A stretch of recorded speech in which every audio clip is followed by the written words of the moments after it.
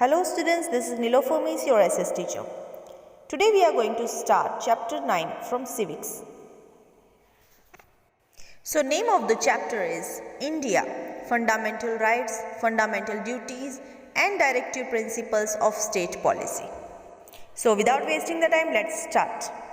So first of all, I would like to give you introduction.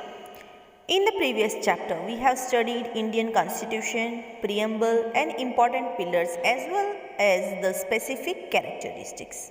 If you remember, in chapter 8 we have learnt all this. In this chapter, we will study about other important characteristics of Constitution, that is, first is fundamental rights, secondly fundamental duties and third directive principles of state policy. As you already know that there are no rights without duties, okay? First we will see about human rights.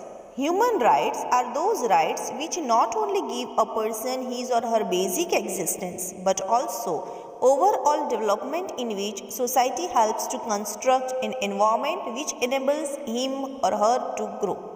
It is not about only the existence, it means not only to live. By living also, our overall development should be there. We should be educated, we should get facilities for our health, and as whatever way we wanted to be developed, those all facilities should be given to us. And so for that we need such society and such environment to get well developed. And that is called human rights. If you are bullied by others, if you are not getting the facilities, if somebody is coming in your way, so it means you are not getting your human rights. There are many countries where these kind of things are happening, but in every democratic country, the citizens are conferred with basic rights. Here conferred means to give. Now the next point is, a person is not discriminated on the basis of caste, can experience the basic rights. The protection of these rights are assured by society and nation as well. So whatever the caste would be, a person should not be discriminated on the basis of caste. And then only the person will experience the basic rights.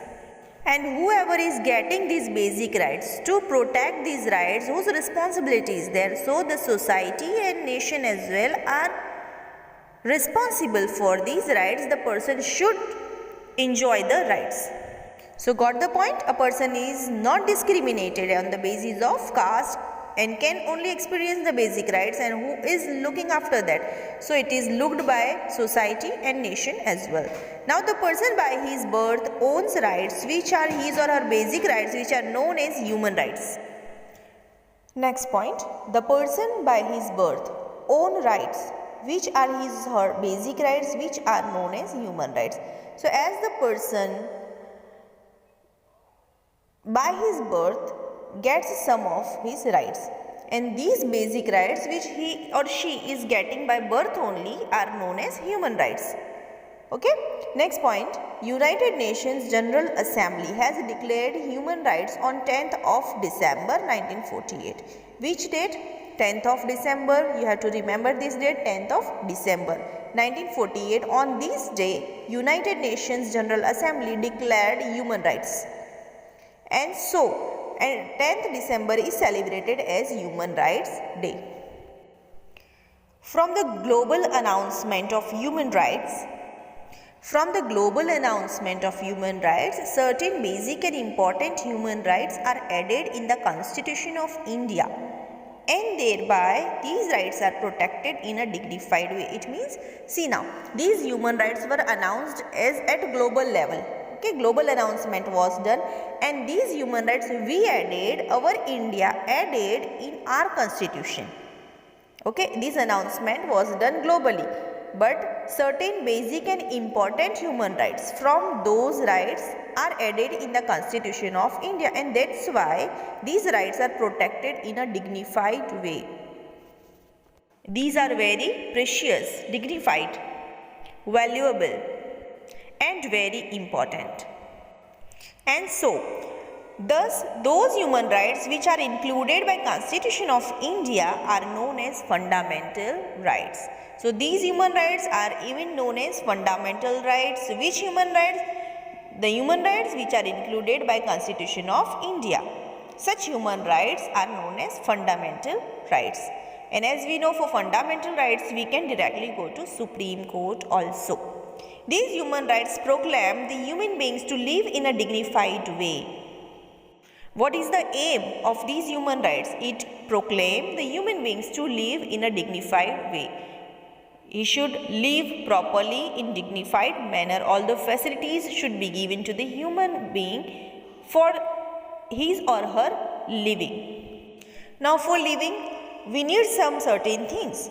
Some basic needs are there, no, to live, like food we need, clothes we need, shelter we need, and education and health is equally important to live properly. So for the existence of human being, the basic needs, which are the basic needs? Food, clothes, shelter, education and health should be received in a dignified and respectable way. It means we are having right to get at least these things. Which things? Food we should get properly, clothes we should get, shelter we should have, education and health we should get, we should receive in a dignified and respectable way. Democratic country allows its citizens to enjoy equal rights to multifaceted development. It means if we want our development not only for ourselves but for our nation also in all the ways, all the manners, so this our democratic country allows us, it means the citizens, to enjoy equal rights. Then only the nation would be developed, even ourselves we will be also developed. Next one, the state guarantees such a conducive environment wherein one has protection of fundamental rights, a true identity of democratic system. Now here the state gives us guarantee. Such a conducive means here helping environment, wherein one has protection of fundamental rights. It means in that environment our fundamental rights are protected. So such helping environment should be given to the citizen. That responsibility is of our state, our nation, and that is only a true identity of democratic system. Then only we can say that it is a democratic system.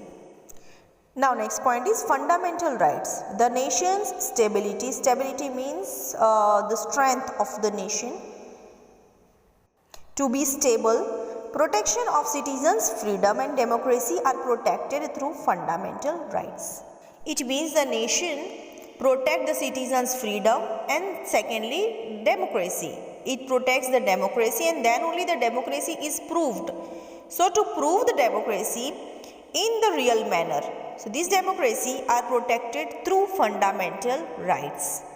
And which are the fundamental rights? See now, here we will talk about our 6 fundamental rights. First one is right to equality. Second is right to freedom. Third one, right against exploitation. Fourth, right to freedom of religion. Fifth, cultural and educational rights. And sixth one, right to constitutional remedies. If these 6 rights are protected, then only our democracy will be protected. So first we will see into right to equality. Equality before law and equal protection of law are included in right to equality.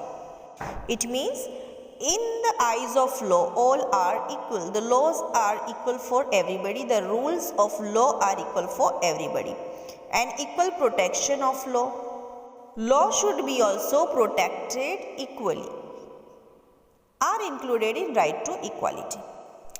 In short, we can say that law is equal for everybody and law is protecting everybody equally. Okay? These are included in right to equality. This fundamental right is the major foundation of all other rights and privileges guaranteed to Indian citizens. It means the Indian citizens, those who are getting special rights of being Indian citizen, for being Indian citizens, such privileges, such special rights. Such rights, and the base of these rights, what it is fundamental right. It is one of the chief guarantees of the Constitution of India. Okay, it gives guarantee that these rights will be protected by law. Thus, it is imperative that every citizen of India has easy access to the courts to exercise his right to equality.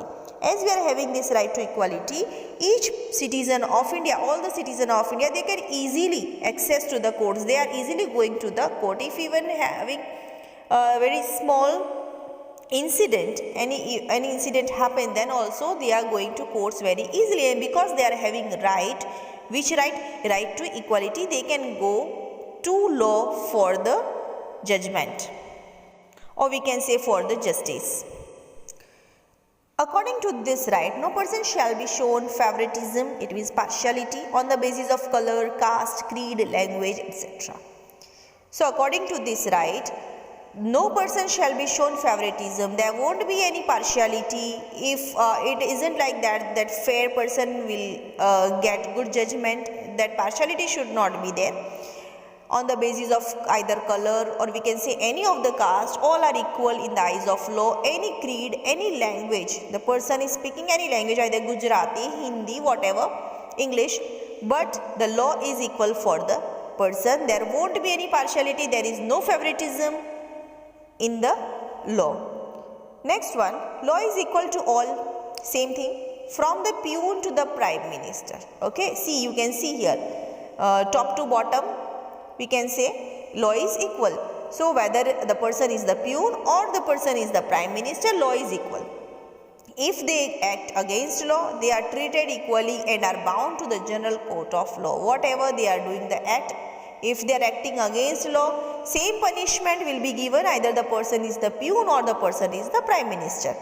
So law is equal to all, from the peon to the prime minister. Same equally they will be treated and are bound to the general court of law. They are bound to the court of law. In the eyes of law, they are same, they will get the same punishment.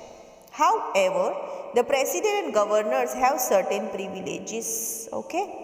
Now, see now here, however, such person, it means the president and governors, they are having some privileges, certain privileges. It means some special rights. And what are these privileges? We will see in the coming chapters. In each and every circumstance, it means whatever the situation is, the law should prevail equally. Whatever the situation is, but the law is equal for everyone. There should be no discrimination or specific favoritism shown to any particular person or class. Whoever it is, we have just seen that there won't be any kind of discrimination or any kind of favoritism. Every law should be equally disseminated. It means it is equally spreaded. Law equally spread for everybody. Next point, every person shall have equal admittance. It means entry to public places like shops, restaurants, hotels, public entertainment places. So these are the places where there is equal admittance. Whoever the person want to go to shop, they are not bound by anybody that you can't go to the shop. So all are having equal entry, equal right to go to any shop, to go to any restaurant, any hotel, or any of the public entertainment places. Then after, as we talk about the shops and the restaurants, every person shall have equal access to roads and lakes and use of public wells and bathing carts. So whatever it is, either roads, all can use the roads, everybody can use the roads, everybody can see the lakes, they can visit the lakes, they can use the lakes, even public wells. All are having equally rights on public wells and even bathing ghats. Okay, so these are the places where every person shall have equal access, equal right to use these places. However, the state has the right to make any special arrangement for women and children, or for the development of any socially or educationally backward class or scheduled caste or scheduled tribes. But what happened here? Some special arrangements are done. For whom? Obviously for women, for children, and educationally or socially backward classes, SC, ST. Okay. No citizen shall be discriminated on the basis of race, caste, religion, creed, descent, or place of birth in respect of any government services in higher education under the state. But no citizen shall be discriminated. Okay, if the boy is getting less percentage and the girl is getting more percentage, then it isn't like that. While we are going to any government services or for higher education, they will be counted together. Okay, so on the basis of race, caste, religion, creed of or descent or place of birth, any government services in higher education under the state, there won't be any kind of discrimination. In matters of state public services, equal opportunities have to be offered to all the citizens. Whatever opportunities are given, these opportunities related to the state public services, these are offered to all the citizens, okay, all the Indians, all are getting equally offered. However, the state is given permission to make decision regarding required qualifications for said services. Some services are there. It means on what qualification you will keep the person at what place. Okay, that is that decision the state can make. And obviously we can't keep the person who is not well educated at the post of higher educated person. So that is the right of state to decide it. As a guarantee to social justice and personal dignity, untouchability is abolished and its practice in any form is prohibited and a punishable offense. This was there, untouchability was there in our past, but now it isn't there. It is abolished, and if it is practiced anywhere, then it is a punishable offense. You can't do this with any of the person. Titles and epithets which create artificial discriminations in the society have been removed. If some titles are given or some epithets are given which harms the society, which shows that the discrimination, such epithets have been removed from the society. From these titles and epithets are removed, have been removed in the society. And still if somebody is using those things, then the person will be punished. Here the titles means in the very starting of the name some titles were given, okay, but now that thing is removed. For example, sir, Divanji, these kind of words. See, now the adjectives used before names like sir, Divanji, Rai Bahadur are removed. Now we are not using such words for the particular person. After independence, the government, in order to felicitate special contributions and achievements of individuals in various fields, gives special awards like Bharat Ratna, Padma Vibhushan, Padma Bhushan, Padma Shri. These awards are also given to the person who achieved something, okay, for their achievements and showing special contribution of the government. Government appreciates such people by giving them such awards like Bharat Ratna, Padma Vibhushan, Padma Bhushan and Padma Shri. Then which are other awards? See now, Paramveer Chakra is awarded in military services.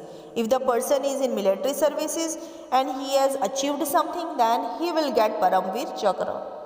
Adjectives like general, major, chief marshal, field marshal are added before names in military services, which is not considered as a violation of right to equality.